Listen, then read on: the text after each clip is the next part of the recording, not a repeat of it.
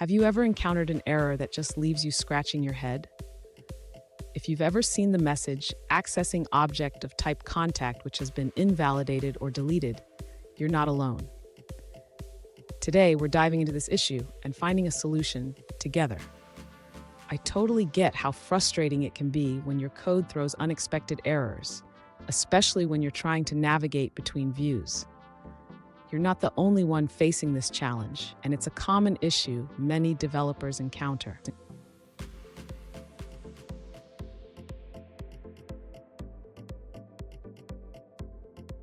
Let's break down the specific situation.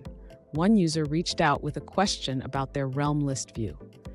They mentioned that after deleting an entry in the detailed view and navigating back, they encountered an exception.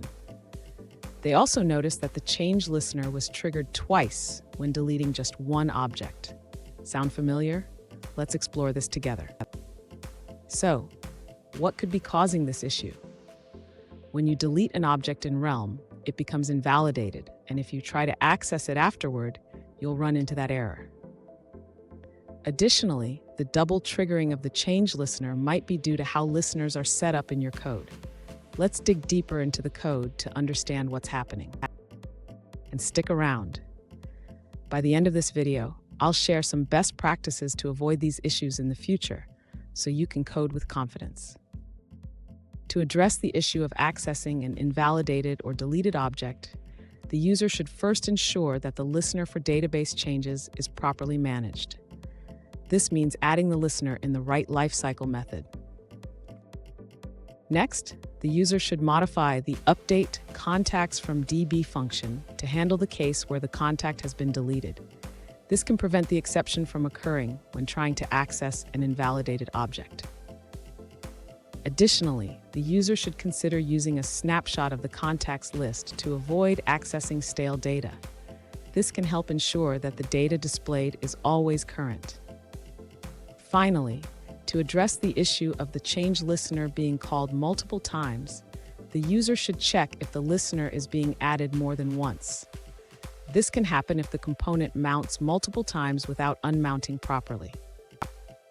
Fun fact. Did you know that Realm is designed to handle real-time data updates? But even the best tools can trip you up if not used correctly. Let's make sure you're using it right. Now let's look at the answers provided by other users. One user points out that there seems to be a bug in Realm and React navigation. They explain that when you pass a Realm object as a parameter and then delete that object, the next navigation attempt will fail. They also mentioned that a bug report has already been filed regarding this issue. That's all on that answer. Let's take a look at another one. An alternative solution suggests that the issue arises when accessing a Realm object after calling realm.close. To avoid this, you can use object.assign or destructuring to create a copy of the object.